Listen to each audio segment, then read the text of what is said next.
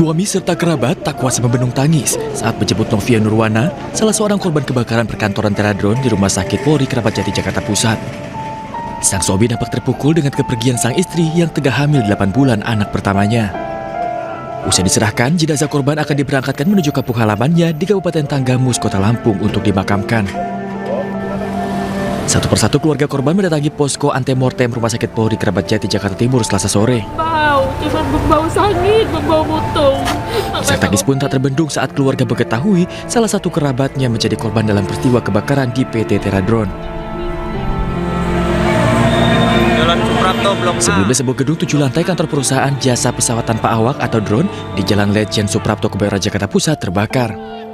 Akibat kebakaran, 22 orang tewas dibawa ke Rumah Sakit Polri Kramat Jati untuk diidentifikasi. Dari Jakarta, Tim Liputan, A-News melaporkan. Sebelumnya gedung 7 lantai kantor perusahaan jasa pesawat tanpa awak atau drone di Jalan Letjen Suprapto, Kemayoran, Jakarta Pusat terbakar. Ya, belasan karyawan terjebak di lantai paling atas gedung. Jalan Suprapto Blok A. Blok Astagfirullahaladzim.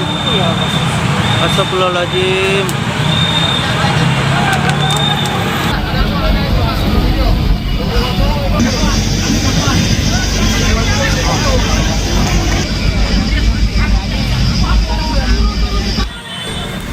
Daya 65. Sebuah gedung 7 lantai yang dijadikan kantor perusahaan jasa pesawat tanpa awak atau drone di Jalan Letjen Suprapto, Kemayoran, Jakarta Pusat terbakar. Titik api yang berada di lantai bawah membuat seluruh ruangan di lantai atas dipenuhi kepulan asap. Belasan karyawan terjebak di lantai paling atas gedung. Evakuasi berjalan dramatis, para karyawan harus bergantian menuruni anak tangga setinggi 15 meter di dinding luar gedung. Menurut salah seorang karyawan yang berencana akan menyantap makan siang berlarian naik ke lantai atas ketika melihat kobaran api di lantai dasar. Itu di atas ada berapa banyak, Pak? Sekitar 15-an orang masih ada di atas, ada di lantai 3 sampai lantai 7. Lantai 7. Rata-rata banyak karyawan cewek atau gimana, Pak? Rata-rata cewek, karena kan kejadian ini pas jam makan siang seperti itu. Jadi jam makan siang di bawah juga minim pengamanan seperti itu. Jadi ketika kebakaran mungkin orang lagi makan siang ya. Gitu. Berarti yang kebakar hanya lantai dasar aja atau? Lantai dasar aja. Masih banyak, Pak.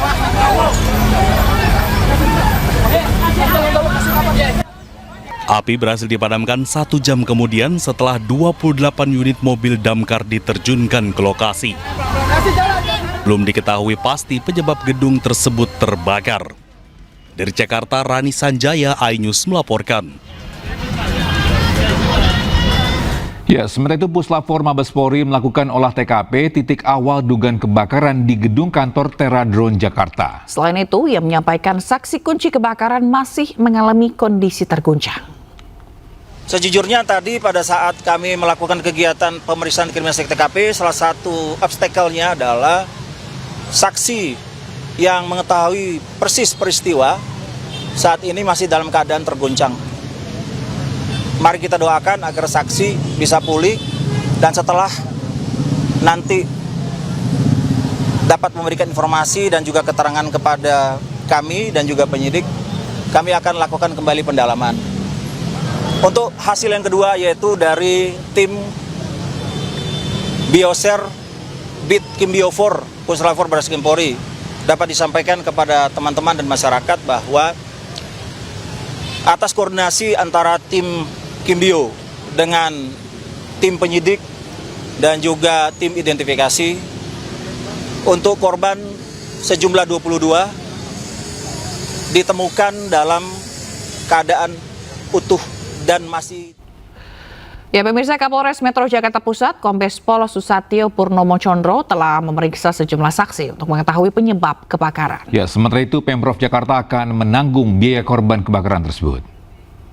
Kami secara proaktif akan melakukan pemeriksaan di Polres. Tadi sudah beberapa kami bawa ke Polres Jakarta Pusat untuk pemeriksaan. Kalau dari keterangan tadi memang sementara baru karena baterai dari drone yang terbakar. Namun sebabnya terbakar, saat ini tim lapor masih bekerja. Bisa langsung ke Rumah Sakit Polri. Di sana sudah ada posko dari Polda Metro Jaya dan Rumah Sakit Polri untuk memberikan bantuan kepada keluarga korban untuk bisa. Tetapi pemerintah DKI Jakarta akan bertanggung jawab untuk seluruh korban pemakaman yang meninggal dunia berapapun jumlahnya. Yang kedua adalah yang luka dan sebagainya nanti akan dirujuk dan kami pemerintah DKI Jakarta yang akan menyelesaikan bagi yang luka dan sebagainya. Informasi lengkapnya kita bergabung dengan jurnalis iNews Henry Aprila di lokasi kejadian Gedung Teradron dan Amrina Rida di RS Polri. Kita ke Henry terlebih dahulu. Selamat pagi Henry, apakah petugas sudah melakukan olah TKP kembali hari ini?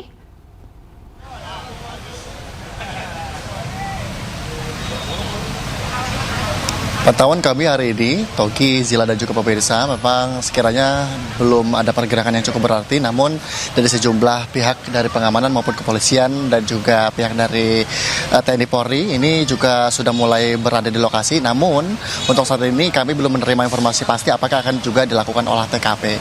Sebagai informasi, memang informasi yang kami dapatkan di lapangan, rencananya akan ada dari pihak Kementerian Dalam Negeri yang akan meninjau langsung lokasi kebakaran, di mana di kawasan dari lokasi kebakaran yang ini di PT Teradron yang berada di Cempaka Baru, tepatnya di Kemayoran, Jakarta Pusat. Kalau memang sedikitnya bersama dengan juru kamera kami akan menunjukkan kondisi terkini di lokasi untuk melihat bagaimana di titik saat ini sudah dipasangkan sejumlah garis polisi untuk sejumlah aktivitas dari sekitaran dari ruko ini sendiri tidak dilakukan terlebih dahulu ataupun dihentikan sementara. Dan kemudian memang dari sejumlah serpihan kaca-kaca pun masih ada di lokasi.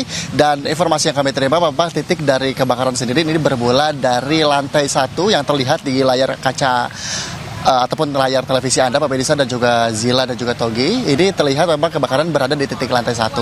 Namun sedikit kita bergeser ke lantai berikutnya, lantai 2 hingga ke lantai 7. Memang struktur lantai ini memiliki 7 lantai dan memiliki rooftop. Dan saat kejadian yang menjadi potensi menyebabkan sejumlah korban meninggal dunia karena mengingat ini ventilasi udara yang juga minim ventilasi, kemudian juga disampaikan ini juga tidak adanya faktor dari keselamatan dari gedung itu sendiri. Dan tentu standar dari keselamatan gedung ini sendiri juga kami belum melihat langsung bagaimana bentuk dari dalam gedung. Namun yang dipastikan bahwa informasi yang kami terima dari sejumlah saksi yang kami pantau dan juga sempat kami tanyakan bahwa dari pihak security menyampaikan saat kejadian ini percikan api terjadi di lantai 1, kemudian menyebar cepat ke sejumlah lantai-lantai lainnya, dan kemudian saat itu ada sejumlah karyawan yang masih berada di dalam. Dan informasi yang kami terima sekiranya ada banyak didominasi oleh karyawan perempuan, dan kemudian tercatat ada 22 korban meninggal dunia, dan sisanya ini ada sejumlah karyawan yang juga sudah berhasil dievakuasi dengan kondisi selamat, dan ada pun juga yang mengalami luka-luka berat ataupun luka ringan. Dan memang untuk saat ini belum ada pergerakan cukup berarti, namun kami tetap memantau bagaimana proses dari evakuasi ataupun proses dari olah TKP di lokasi. Sementara Zila dan juga Togi. Baik, terima kasih Hendy atas informasinya. Selanjutnya kita ke Amrina Rida di RS Polri. Amrina, apakah sudah ada jenazah yang kembali bisa teridentifikasi?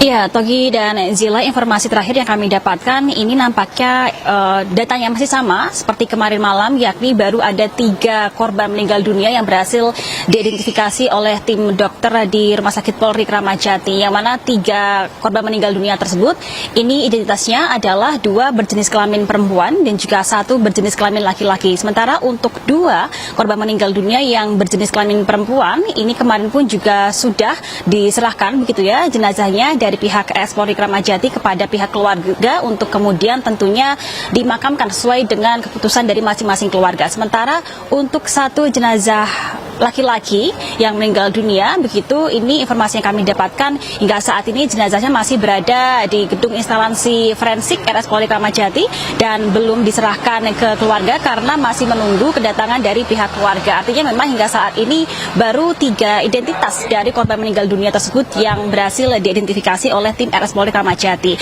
Artinya masih ada 19 korban meninggal dunia lainnya yang hingga saat ini masih diperiksa begitu ya, masih dilakukan pemeriksaan forensik oleh oleh tim RS Polri Kramat Jati. Dan informasi yang kami dapatkan, Togi dan juga Zila, bahwa dari tim RS Polri Kramat Jati, terutama tim dokter ini menyebutkan memang untuk pemeriksaan ataupun juga forensik yang dilakukan kepada para korban meninggal dunia ini tidak menggunakan metode tes DNA. Ternyata hari ini dikarenakan untuk tubuh ataupun juga jasad dari korban meninggal dunia ini masih dalam keadaan utuh, sehingga mereka hanya menggunakan pemeriksaan luar. Dan untuk pemeriksaan luar yang dilakukan untuk mengidentifikasi korban ini pun menggunakan sejumlah metode, diantaranya adalah pemeriksaan sidik jari, lalu juga catatan medis, dan juga menggunakan persamaan antara gigi korban begitu. Dan untuk yang selanjutnya tentunya masih dilakukan adanya pemeriksaan terhadap korban-korban lainnya, dan informasinya memang korban yang mana seluruhnya ini merupakan karyawan dari kantor penyewaan drone di Cempaka Putih begitu ya. Ini meninggal dunia dikarenakan adanya kesulitan untuk bernafas dikarenakan menghirup gas karbon dioksida ataupun juga CO2 yang dihasilkan karena adanya pembakaran. Dan bagi para keluarga yang memang dirasa begitu ya bahwa anggota keluarga jadi korban meninggal dunia, ini bisa langsung datang ke posko di RS Polri Kramat Jati untuk melakukan pelaporan. Sementara demikian kembali ke Anda Tohi dan juga Zila. Baik, terima kasih Amrina Rida atas laporan Anda langsung dari RS Polri. Sebelumnya ada Henry Aprila yang melaporkan dari Kemayoran, Jakarta Pusat. Selamat bertugas kembali teman-teman, terima kasih.